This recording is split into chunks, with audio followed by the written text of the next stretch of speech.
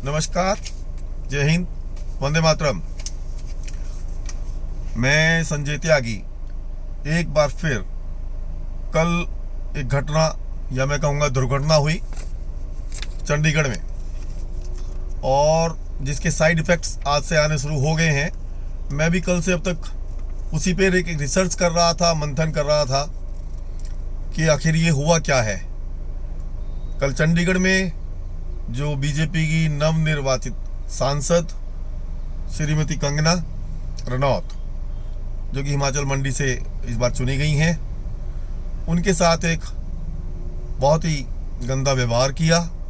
और व्यवहार करने वाली एक सरकारी कर्मचारी, CRPF central reserve police force की एक कर्मचारी लेडी, ठीक है, और उस लेडी ने एक थप्पड़ कंगना जी को लगा दिया।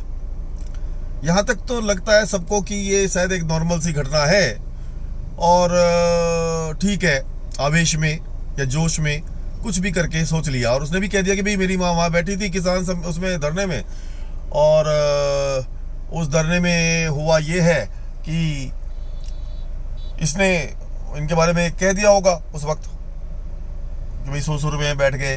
भाई हमने भी कहा था, मैंने खुद ने कहा था, और मेरे पास तो प्रूफ है कि यहाँ बैठे हैं लोग 500 रुपये और दारू के ग्लास हाथ में लेके, ठीक है। अब जो कल ये दुर्घटना हुई या हादसा कहूँगा ये हुआ फोर्स की एक लेडी के द्वारा, जो कि संविधान की शपथ लेके एक अपनी उसको ज्वाइन करते हैं, उसने थप्पड़ मार दिया, अपनी बात कह दी।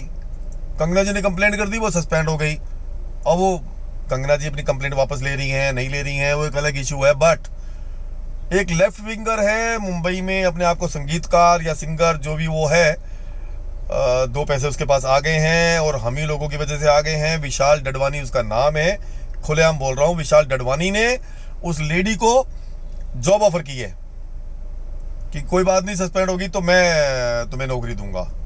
तो अब होगा ये कि कल डडवानी का कोई थप्पड़ मारेगा, डडवानी को मैं ऑफर कर दूंगा कि कोई बात नहीं डडवानी, तू यहाँ आ जा, तुझे मैं नौकरी दे देता हूँ। ऐसे तो देश नहीं चलता भाई।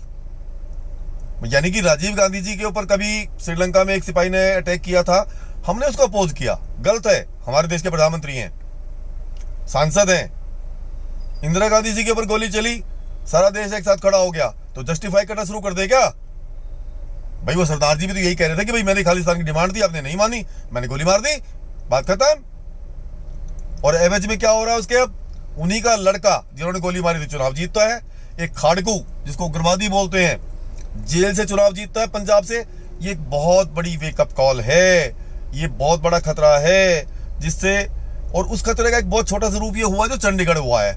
और ये डडवाल जैसे, मैं क्या बोलूँ इनको, बहुत गंदे शब्दों का इस्तेमाल करना चाहता हूँ, पर कम से कम मैं तो अपनी सभ्यता बरकरार रखना चाहता हूँ। अभी एक ये आम आदमी पार्टी में है, ये लखनऊ में टिकट ब्लैक किया करता था, ब्लैक किया, मैं इसका नाम भी नहीं लेना चाहूँगा, मेरी नाम राशि का है, पर मुझे शर्मिंदगी है कि मेरे नाम में ऐसे आदमी भी हैं।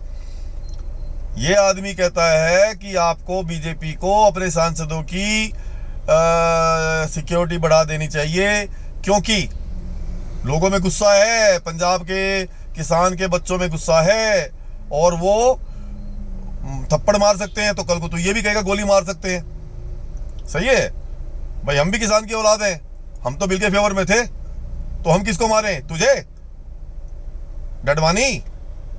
अब ऐसे देश चलेगा क्या? तुम्हारा दर्द, तुम्हारी तकलीफ लेफ्ट विंग वालों एक ही है, मोदी। और ये लिख लो कहीं पे, ये जाने वाला नहीं है, तुम्हारे जन्म में तो जाने वाला नहीं है।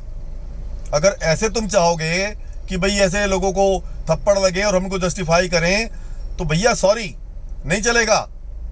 और रहा तुम्हारे टिकट ब्लैक किएगा तो इसका इंतजाम भी कोई ना कोई कर देगा। बल्कि इसकी पार्टी के तो मुखिया के थप्पड़ लगे हुए हैं, थप्पड़ लग के ही नेता बना है, ठीक है। तो मेरा मतलब सिर्फ कहने का ये है कि हम सामाजिक रूप से इतना नीचे ना गिरें कि हम थप्पड़ों को जस्टिफाई करें, गोलियों को जस्टिफाई करें। फिर तो नाथुराम गोडसे भी ठीक थे, जस्टिफाई करना है ना। उनका भी कुछ प्रॉब्लम था, उन्होंने कहा अपने देश का बेड़ा गर्क कर दिया, देश को दो टुकड़ों में बांट दिया। आप तो ये कहते थे कि मेरी लाश पे बटेगा, तो जस्टिफाई कर दें। फिर आपको दर्द होता है सबको कि गोडसे ये गोडसे। ऐसे देश नहीं चलेगा। अव्वल तो जैसे देश चल रहा है बहुत बढ़िया चल रहा है, ऐसे चलेगा और आगे इससे बढ़िया चलेगा। ठीक है, डडवानी जैसों को तो जवाब मेरे जैसा कोई भी आदमी सिरफिरा समझा देगा कभी भी। थोड़ा आक्रोश था मन में, आवाज़ में थोड़ी तलकाट भी आई होगी, उसके लिए माफ़ी चाहता हूँ, परंतु अपने विचार रखने के लिए मैं बाध्य हुआ ये सब सुनने के बाद। इसी के साथ वाणी को विराम। नमस्कार, जय हिंद, वंदे मातरम।